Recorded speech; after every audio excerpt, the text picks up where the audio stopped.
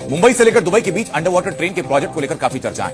संयुक्त अरब अमीरात की company national adviser bureau limited ने इसका सुझाव दिया। अभी दुबई के crown prince Sheikh Hamdan bin Mohammed bin Al Rashid Al Maktoum ने भारत के दौरे पर है और वो भारत के साथ आर्थिक और वाणिज्यिक संबंधों को मजबूत करने समझता हूं कि मोदी साहब ने बड़े सही अपने पत्ते खेले, काफ़ी डिप्लोमेटिक विगरस डिप्लोमेटिक एफर्ट की भारत ने। जयशंकर साहब भी बड़े एक्टिव रहे। अरब सागर में पानी के अंदर संयुक्त अरब अमीरात से मुंबई के बीच एक हाई स्पीड ट्रेन चलाने का प्रोजेक्ट जल्द शुरू हो सकता है। इस बुलेट ट्रेन से मुंबई से यूएई की दूरी केवल 2 घंटे में तय की जा सकेगी। प्लान ये है कि इंडिया और यूएई के बीच एक अंडर वाटर ट्रेन स्टार्ट की जाए। 75 साल हो गए हैं और जब हम इस साइड ऑफ द डेस्क बैठे हुए हैं सोच रहे हैं। दुबई को ये पता चल चुका है कि मुंबई की क्या सिग्निफिकेंस है, भारत की इकोनॉमी और भारत की इंडस्ट्री, भारत की मार्केट की क्या सिग्निफिकेंस है और क्या फ्यूचर है। अब बॉम्बे से दुबई का सफर होगा सिर्फ और सिर्फ 2 घंटे में, वो भी बाय एयर नहीं बल्कि under water high speed train के जरिए। जी हाँ, यूएई ने इंडिया को एक बहुत बड़ा प्रपोजल दिया है कि वो दुबई से बॉम्बे तक एक under water high speed train चलाना चाहते हैं। अगर इंडिया इस प्रपोजल को एक्सेप्ट कर लेता है तो 2030 तक ये प्रोजेक्ट कंप्लीट हो जाएगा। आपकी मिसाल भी देना चाहूंगा, आपकी मिसाल देना चाहूंगा।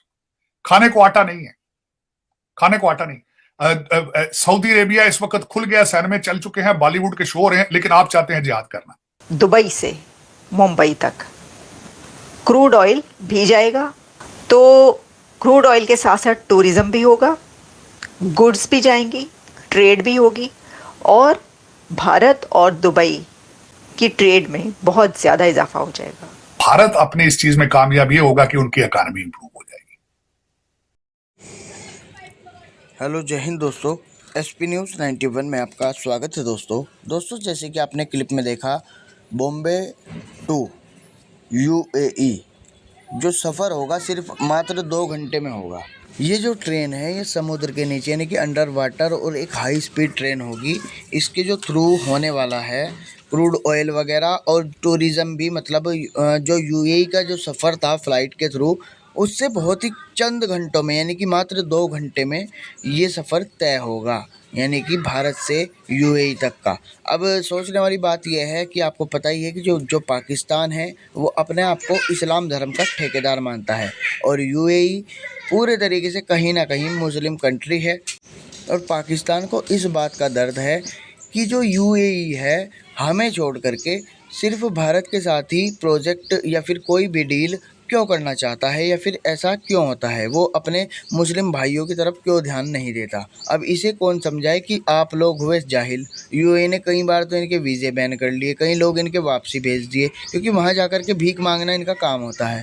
वहाँ पे पुरअमन माहौल हो, वहाँ की यूथ को एम्प्लॉयमेंट मिले और वो टेररिस्ट एक्टिविटीज़ से हट के मतलब इकानमी की तरफ वो किया जाए, हालात नॉर्मलाइज किए जाएँ। ठीक है, तो जहाँ तक रही बात कि नरेंद्र मोदी ने विज़िट किया, वो मैं एक न्यूज़ सुन रहा था कि वहाँ पे उन्हें कोई दुबई का कोई मतलब हिस्टोरिकल चीज़ थी जो उन्हें गिफ्ट दी गई। ठीक है, ऑब्वियसली यूएई और इंडिया के ताल्लुकात बहुत अच्छे हैं as compare to Pakistan and UAE. Sir, Narendra Modi कभी दुबई जा रहे होते हैं, कभी दुबई के प्रिंस जो हैं वो इंडिया आ रहे होते हैं। इंडिया के प्राइम मिनिस्टर नरेंद्र मोदी आधी रात को अगर दुबई एयरपोर्ट पर लैंड करते हैं तो वहाँ के क्राउन प्रिंस उनके हाथ में फ्रेंडशिप बैंड पहनाते हैं और उन्हें ये बात कहते हैं कि यहाँ पे रहने वाले जो इंडियंस हैं वो हमारी रिस्पॉन्सिबिलिटी है। तो आप देखें कि पाकिस्तानी कहाँ एग्जिस्ट करते हैं। हम तो रोते हैं कि भाई हम तो इस्लामी जमहूरिया पाकिस्तान है और दुबई के साथ, इस्लामी ममालिक के साथ हमारे ताल्लुकात बेहतर होने चाहिए। फ्रेंडशिप बैंड यहाँ पे मोदी को पहनाए जा रहे हैं। जिस भी कंट्री के प्राइम मिनिस्टर की इज्जत होती है, जिस भी कंट्री का इमेज अच्छा होता है, तो ऑब्वियसली उस कंट्री के जो सिटीजन्स हैं वो दूसरे ममालिक में होते हैं तो उनको प्रोटेक्शन भी मिलती है, इज्जत भी मिलती है। अगर वीज़ा प्रोसेस है, लेट्स सपोज एयरपोर्ट्स पे चेकिंग इतनी नहीं होती, अगर कोई छोटे बहुत क्राइम्स होते हैं तो उनको जल्दी डील किया जाता है जुडिशल सिस्टम में। ठीक है, अगर एक थर्ड वर्ल्ड कंट्री है पाकिस्तान जैसा, हमारे कितने सारे मजदूर सऊदी अरेबिया में पड़े रहते हैं छोटे छोटे क्राइम्स के ऊपर और उनकी ज़िंदगी गुजर जाती है।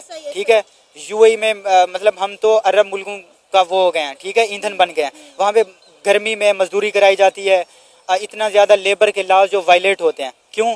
क्योंकि हमारी इज्जत नहीं है। सर, आप देखें कि दुबई के अंदर जितनी भी मल्टीनेशनल कंपनीज हैं या जितनी भी बड़ी बड़ी ऑर्गेनाइजेशन है, वहाँ पे कौन नौकरियां कर रहा है? जितने बड़े बड़े ओहदे हैं वहाँ पे इंडियंस ही तो हैं और हमारे पाकिस्तानी रो रो के यहाँ से जाते हैं, पैसे जमा करके जाते हैं और क्या करते हैं वहाँ जाके? लेबर।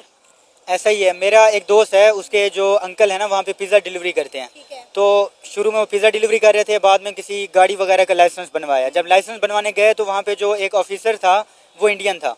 तो वो कह रहे थे कि बड़ी बड़ी ट्रांसपोर्टेशन के जो सीनियर लेवल के बंदे हैं वो इंडियन हैं, ठीक है। इसी तरह जो कंपनीज़ हैं, जब भी हम वहाँ पे जाते हैं, हमारे जो कोलीग्स गए हुए हैं सीए फाइनेंस फील्ड के, वो बताते हैं कि वहाँ पे जो मैनेजेरियल लेवल के लोग हैं वो इंडियन हैं मोस्टली। तो ऑब्वियसली हमारे लोग ज़्यादातर लेबर वर्क पे हैं और उनके लोग सीनियर मैनेजमेंट लेवल पे हैं, तो काफ़ी फ़र्क है। सर ये भी देखें ना कि वहाँ के लोग जो हैं वो स्किलफुल हैं, उनके पास आप देखें कि वो टेक्नोलॉजी को समझते हैं, जानते हैं। यहाँ पे पहली बात तो ये है कि आप देखें कि यूएई ने कितने अरसे से पाकिस्तानियों का वीज़ा बैन किया हुआ है। फिर हमारे यहाँ से लोग जाके जब वहाँ पे भीख मांगते हैं तो डेफिनेटली वो कभी भी नहीं चाहेंगे कि दूसरे लोगों की वजह से हमारे मुल्क के रूल और रेगुलेशन ख़राब हो। तो इसलिए वो इंडियंस को प्रेफर करते हैं। जो कंप्लेंट पाकिस्तानियों की है वो इंडियंस की नहीं है। देखें, किसी भी कंट्री में अगर लोग देखो विजन के तहत जा रहे हैं, एक बंदा क्वालिफाइड है, वो चाहता है कि मेरी अर्निंग ज़्यादा हो और वो दूसरे मुल्क में जाता है, वो कोई गलत काम नहीं करेगा, ठीक है, और वो सही काम करेगा। अगर एक मुल्क से लोग हैं तंग और मुल्क डंकी लगा के लोग जा रहे हैं और इटली के साहिल पे, यूनान के साहिल पे डूब के ख़त्म हो रहे हैं, मर रहे हैं, ठीक है, तो इसका मतलब है कि यार स्टेट ने रिस्पॉन्सिबिलिटी नहीं ली, स्टेट ने रिसोर्सेज नहीं दिए, अब वो मुल्क से भागना चाहते हैं। अब वो पढ़ा लिखा तबका है तो वो किसी तरह फ्रॉड करके, जैसे पीआईए की होस्ट थी, ठीक है, वहाँ अमेरिका में गए और वो कहते हैं हमने पाकिस्तान नहीं जाना, ठीक है, हालांकि वो एम्प्लॉय थी। तो मतलब जो भी मौका मिल रहा है, पढ़े लिखे लोग भी यहाँ से भागना चाहते हैं, अनपढ़ लोग तो वैसे डंकी लगा के जान की बाजी लेके जा रहे हैं और वहाँ पे पहुँच के भी उनके ऊपर फैमिली का बर्डन होता है कि उन्होंने पैसे भेजने होते हैं, पीछे फैमिली को सपोर्ट करना होता है। तो ऑब्वियसली काफ़ी मतलब ये कि इमोरल एक्टिविटीज़ में इन्वॉल्व हो जाते हैं, करप्ट एक्टिविटीज़ में इन्वॉल्व हो जाते हैं, ठीक है। इसके पीछे वो डेप्रीवेशन है, स्टेट से तंग लोग जो है ना वहाँ पे जाते हैं। तो सर कब तक इसी तरह चलता रहेगा? कभी ईरान, इराक, कभी सऊदी और कभी दुबई पाकिस्तानियों को वीज़ास बैन कर देता है, लेकिन इंडियंस की वहाँ पे वीज़ा फ्री एंट्री है। इंडियंस देखें, स्टेट जो भेजती है उनको वो एजुकेट करके भेजती है, ठीक है, उनके पास प्रॉपर सर्टिफिकेट्स एंड डिग्रीज होती हैं, प्रॉपर वे से जाते हैं, उनकी एम्बेसी उनको फैसिलिटेट करती है, आगे के कंट्री के साथ भी उनके जो ताल्लुकात हैं वो भी अच्छे होते हैं। हमारे ना ताल्लुकात अच्छे होते हैं, ना हमारा जो लीगल वर्क जो लीगल प्रोसेस है वो इतना ज़्यादा इजी है। आप ऑस्ट्रेलिया का वीज़ा अप्लाई करें, आपको 3-4 साल बाद जाके मिलेगा, ठीक है, और काफ़ी रिजेक्ट होते रहते हैं, बार बार ट्राई करते हैं तब जाके मिलता है। तो इतना मुश्किल सीन बन गया है ना, तो उनका इजी सीन है, वो चले जाते हैं, हालात इजी है, तो इसलिए वो इस तरह की एक्टिविटीज़ में भी इन्वॉल्व नहीं होते। अब जिस तरह से इंडिया के प्राइम मिनिस्टर नरेंद्र मोदी ने दुबई के प्रिंस को इंडिया इनवाइट किया, उनका वार्म वेलकम किया, डेफिनेटली उनके कोई इसके पीछे मकासद होंगे ना, कोई डील साइन करनी होगी। आप देखें कि नरेंद्र मोदी जब से आए हैं गवर्नमेंट में, वो ऐसे किसी मुल्क का विजिट नहीं करते, वो जो है कुछ सोच के जाते हैं और मजीद इन्वेस्टमेंट अपने मुल्क में लेकर आते हैं। तो आप सोचें कि ये जो ट्रेन के बारे में कहा जा रहा है कि दुबई और बॉम्बे के दरमियान जो अंडर वाटर ट्रेन चलने वाली, इससे आप देखें कि दोनों मुल्कों के दरमियान एक कनेक्टिविटी जो है वो बढ़ जाएगी। राइट, वो ये है कि अमेरिका की आपने न्यूज़ सुनी थी कि वो जैसे चाइना का बेल्ट एंड रोड इनिशिएटिव है, ठीक है, पूरी दुनिया को कनेक्ट करना, अफ्रीका को कनेक्ट करना, यूरोप को कनेक्ट करना, इसी तरह अमेरिका एक काउंटर प्रोड्यूस कर रहा है, जिसमें ये होगा कि अमेरिका से यूके, फ्रांस, जर्मनी, इसराइल, ठीक है, यूएई और फिर इंडिया, ये सारे एक मतलब यहाँ से एक रोड जाएगा। चाइना के बेल्ट एंड रोड को इनिशिएटिव को कैटर करने के लिए अमेरिका जो है ना यूरोप को, मिडल ईस्ट को और इंडिया को आपस में कनेक्ट करना चाहता है, ताकि वहाँ की ट्रांसपोर्टेशन, कम्युनिकेशन और इंडस्ट्रियल प्रोडक्ट्स की जो ट्रांसपोर्टेशन है वो ईजी और क्विक हो सके, फास्ट हो सके।